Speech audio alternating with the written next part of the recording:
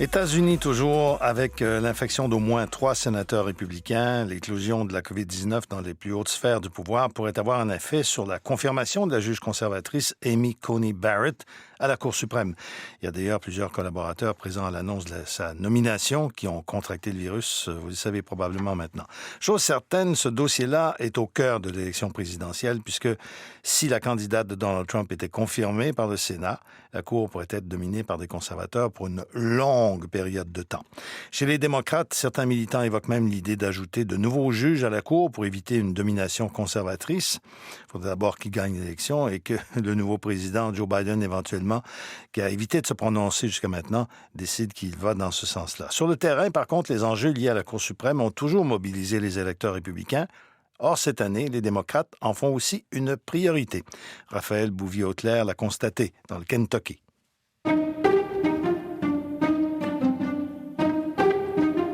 U.S. Supreme Court Justice Ruth Bader Ginsburg has died at the age of 87. She was only the second woman ever appointed to the court and was already a legend when she arrived. Just weeks before the start of the court's fall session and in the shadow of a presidential election. À un mois et demi de l'élection présidentielle, l'annonce de la mort de la juge Ruth Bader Ginsburg, icône des droits des femmes, a eu l'effet d'une bombe aux États-Unis.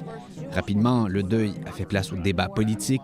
Donald Trump a nommé une juge conservatrice pour lui succéder, un choix que doit approuver la majorité républicaine au Sénat et qui réjouit la base du parti.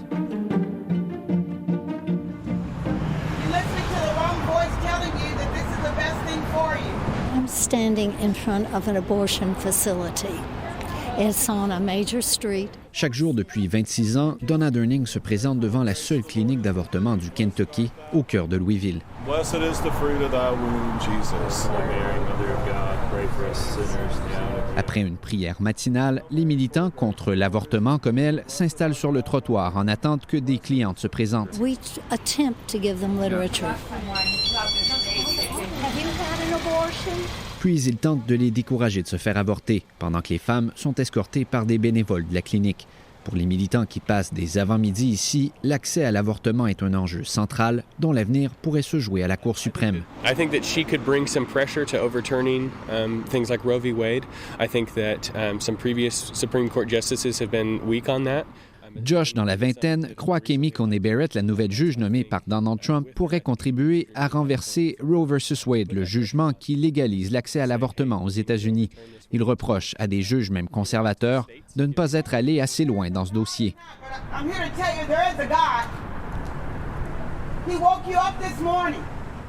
Pour ces électeurs qui font des enjeux sociaux une priorité, cette nomination à la Cour suprême est une occasion rêvée. Le plus haut tribunal pourrait être dominé par des conservateurs pendant longtemps. Une éventuelle victoire qu'ils attribuent à Donald Trump.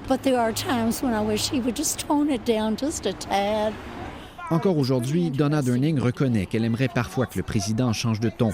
Mais comme plusieurs conservateurs sociaux qui n'avaient pas nécessairement appuyé Donald Trump dès son entrée en politique, elle a été séduite par sa promesse de nommer des juges conservateurs. 4 ans après sa victoire, avec 2, peut-être même 3 juges investis à la Cour suprême, c'est mission accomplie. Je le respecte et pas seulement en raison de cet enjeu. Il a tenu ses promesses et a fait ce qu'il avait promis d'accomplir. Il en a tellement fait durant ces presque 4 années. Selon Donna Durning, c'est un enjeu qui rappellera à la base républicaine l'importance d'aller aux urnes.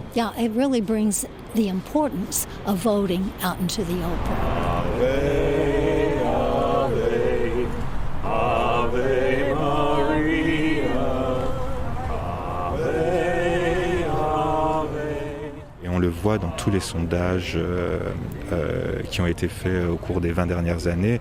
Les républicains placent toujours ces questions, c'est-à-dire les questions des institutions, des traditions, au top de leurs priorités dans les élections. Bien évidemment, c'est quelque chose qui est beaucoup moins important pour les démocrates, qui sont beaucoup plus focalisés sur les enjeux sociaux et les questions économiques. Tristan Cabello, historien et spécialiste des États-Unis à l'Université Johns Hopkins, constate qu'il y a longtemps eu un décalage sur cette question entre militants républicains et démocrates. En 2016, un sondage de sortie des urnes montrait que la Cour suprême était l'enjeu prioritaire pour une majorité d'électeurs de Donald Trump, ce qui n'était pas le cas dans le camp adverse. C'est-à-dire que la gauche du Parti démocrate se demande pourquoi des juges nommés à vie, qui justement ne sont pas élus, peuvent décider comme ça du futur du pays. Mais cette année, la dynamique pourrait changer. Selon Pew Research, plus de démocrates que de républicains disent accorder de l'importance à la Cour suprême en 2020. Pour le professeur Tristan Cabello, c'est notamment en raison de l'importance de la juge qui sera remplacée. Là, on a une icône. On a quelqu'un qui est extrêmement connu, qui a été de tous les combats progressistes. Il est certain que ce décès va mobiliser une partie de la gauche du Parti démocrate. Une mobilisation à gauche qui se constate aussi dans le très républicain Kentucky.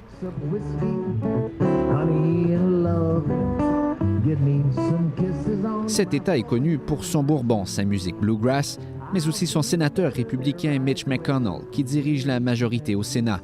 Tout cela est au menu chaque jeudi soir sur la terrasse d'un petit bar de Louisville où se rencontrent des partisans démocrates. C'est à partir d'ici qu'ils diffusent sur Internet des soirées alliant musique et politique. We talk about the issues that are most important to us in our life, in the election. Nous parlons des enjeux qui sont importants dans nos vies, explique l'organisatrice Lisanne Markison. Cette progressiste milite activement en faveur de la candidate démocrate qui veut défaire le sénateur McConnell, cet influent républicain qui a accepté d'étudier la candidature d'une juge proposée par Donald Trump tout juste avant les élections, ce qu'il avait refusé à Barack Obama il y a 4 ans. A lot of people that were more willing to sit on the sidelines for this election and didn't want to get out. Je pense que ça a contribué à ce que des gens qui n'étaient pas certains de participer décident de voter, dit-elle.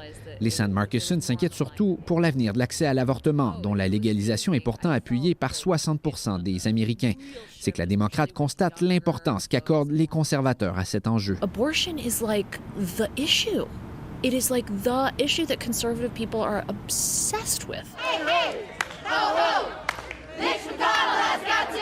Hey, hey! Ho, ho! La mobilisation se fait aussi sentir dans les rues.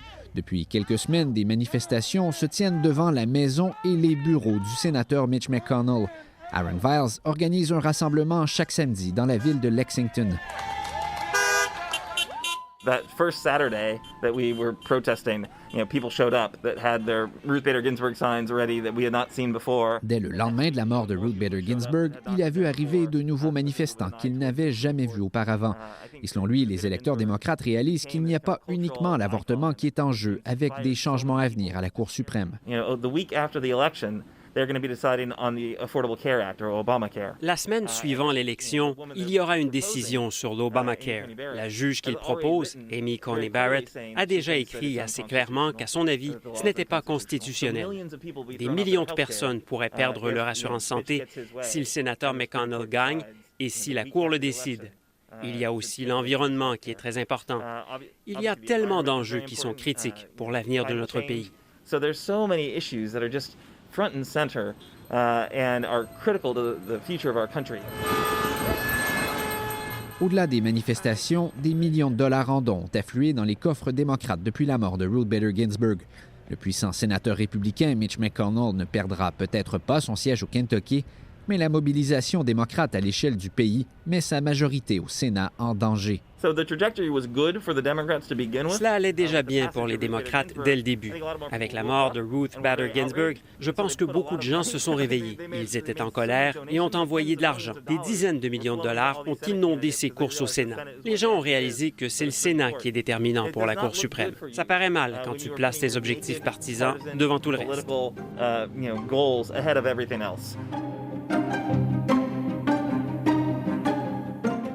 Même si cette mobilisation paie et que les républicains perdent la majorité au Sénat et même la Maison-Blanche en novembre, Donna Durning estime que la priorité est de s'assurer d'avoir une Cour suprême dominée par les conservateurs. I think that's a wonderful thing. I really do. Good for my one and only grandchild. Ce sera merveilleux, dit-elle, évoquant des changements pour les générations à venir. Pas étonnant donc qu'au cours des dernières semaines, les mots « combler ce siège » soient devenus un slogan dans les rassemblements du président.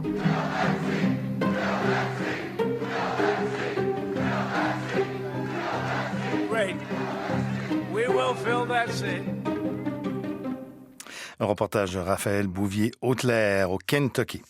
On va retrouver notre collègue Michel Labrec, rentré